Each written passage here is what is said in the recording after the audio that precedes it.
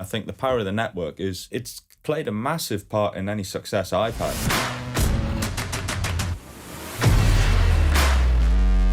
Let's just talk about that Marks and Spencer's gig, because just before we started recording, we were talking about how you got that, and unless I misheard, that was a gig that you got yourself from a relationship that you made off the back of networking. I thought I'm going to stick that in the memory bank, because one of the biggest things I always talk about for my own success is my network, the power of that network, and how I probably spend 50% of my working life. Now, even this is a form of networking for me. I have the podcast because I get to meet great people.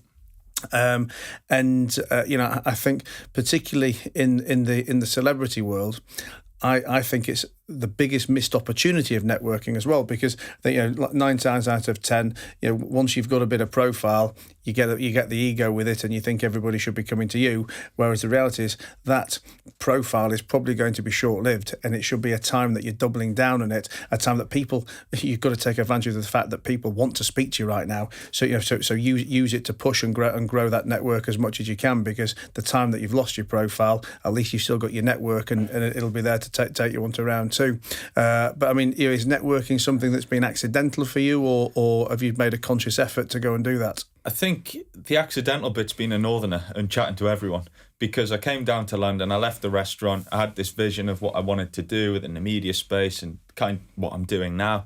Didn't know anyone, was out there on my own, and it was like, right, well, I need to get to know people. And I think just having a bit of chat with people, as you do when you're from the north, really paid off. And I made a conscious effort to reach out to people, search for PRs that worked in food, turn up to restaurant events and launch parties, and slowly but surely, and also use social media. That's such a strong tool now to make connections, strengthen relationships, arrange meetups in person. And I probably spent a year and a half working my way around. And I think in terms of Marks and Spencer, something I'm incredibly proud of, and I loved that project so much. I ended up meeting someone else at BBC. I did something for Blue Peter, launched a cookery club for kids, a fantastic thing, fairly small scale. And that got noticed by someone. I'm at another event, and then they moved to another business. Then I'm at this PR event. I'm at the marketing director of Marks and Spencer's, had a chat.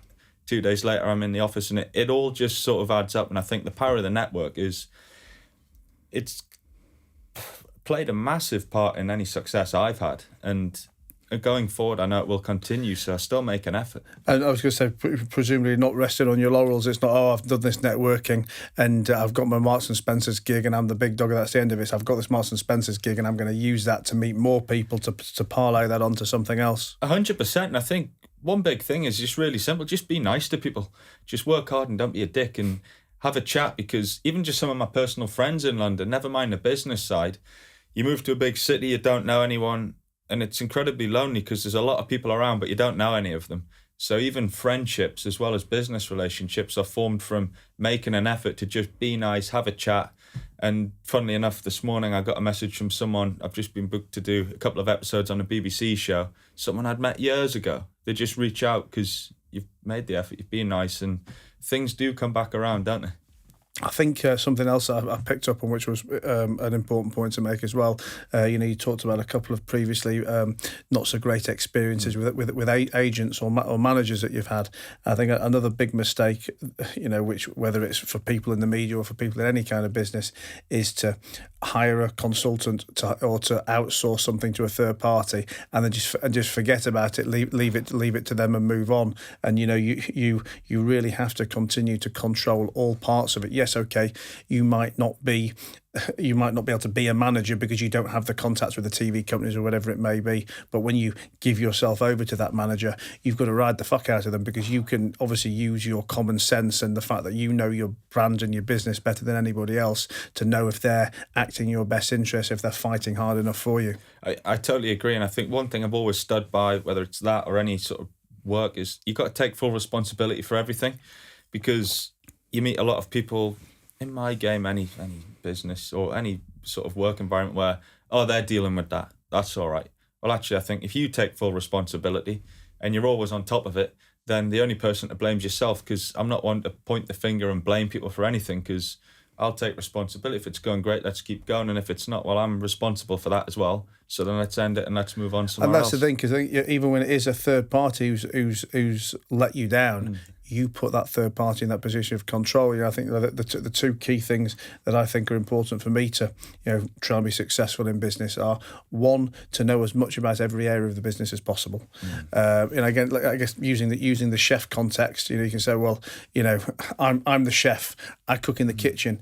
I don't, Steve looks after front of house. Claire looks after the finances. If you leave Steve and Claire to do that I'm not saying you need to know enough to be able to do their job better than them, because that's probably not realistic. But you've got to at least know enough to know that you can challenge them, to know that they're not taking the piss, they're pulling the wool over your eyes or whatever. I think that's key number one. And key number two is, I always like to say that everything's my fault, because then if you look at everything as your fault, it's the only way you can then change it. Even if you've been let down by a member of staff, let down by a supplier, we can blame them, but that's not going to fix anything. I hired that member of staff. What was wrong in my hiring? I put that supplier in a position to be able to fuck me. Why did I do that? What can I change for next time? I think those two key things are applicable to any business, any area of media, any area of life, and are very important for.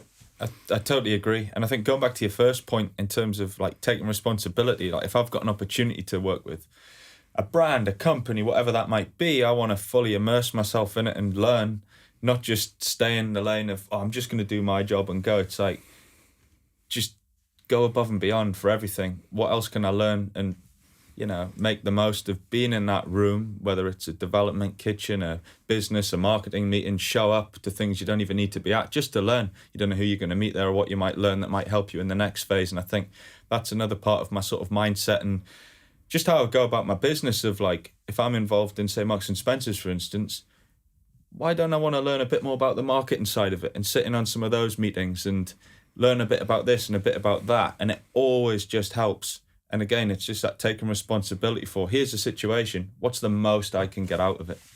It's interesting listening to this, because going back to the F1 mechanic I was talking about a minute ago, he was saying exactly the same stuff in the context of Lewis Hamilton's success.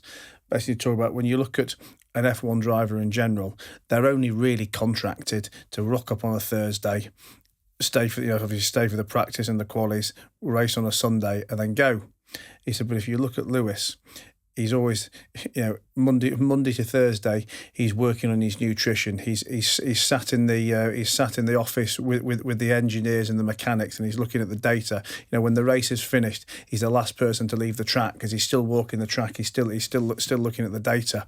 And when you've got a game of 20 people who are absolutely all at the top of their game anyway, because they are the world's best F1 drivers, the difference between being world number one and one of the other 19 are those micro differences that can only come from attention to detail, obsession, and absorbing yourself in every other possible area. And again, it's just applicable to every field, whether you're chefing, whether you're boxing, whether you're running a business. It's it's applicable everywhere. It really is. I couldn't agree more. And it's like, if you're in that room, stay till the end, soak it up like a sponge, and just talk to everyone, because I think that's a big thing I've taken from just literally speaking to everyone.